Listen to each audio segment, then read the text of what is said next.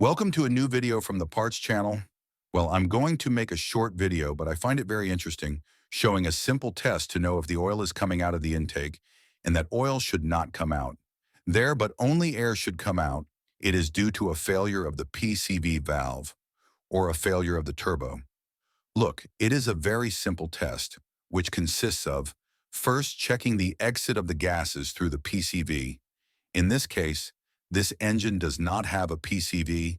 It has a gas recirculation filter. In other engines, they have oil decanters, but they do the same function. There we have freed the tube to see what is coming out through the circulation filter of gases. Look, what I do is put my fingers in to check that no oil comes out and that the only thing that comes out is oil vapor. For the most part, these gases are oil vapors. If oil came out, it would stain my fingers and there would be a problem. There you can see the clean fingers. Then, we already know that the problem does not come from the PCV. The problem in this case is going to be from the turbo.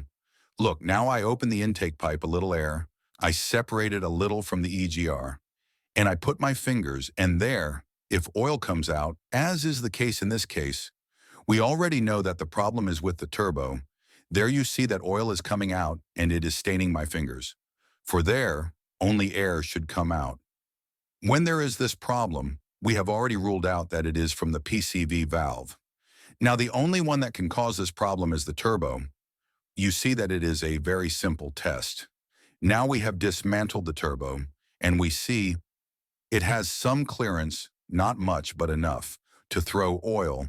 The oil that lubricates it is expelling it, both towards the exhaust manifold and towards the intake. There you see the turbine.